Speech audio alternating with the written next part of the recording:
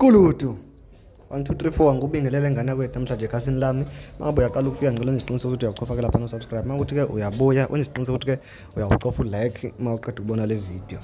Injabulo ke ibhalwe emehlweni kulabo abalandela uKhuzani kanye noMthandeni abamangazwe ke ukubezwa becula engomeni eyodwa lapho behlanganiswe khona noThokozani Langa, umqabule sheshe kanye ke noNtencane umfana kaZondi.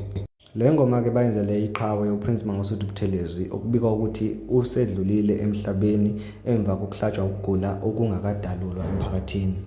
Nganza kwethu ke abantu abayinxanye bengemanzi njengoba abanye abantu begxeka ke le ngoma kodwa abanye bayayijabulela kakhulukazi ke bathokozisa ukuthi uKhuzani uhlangene noMthandeni bashaya ingoma eyodwa.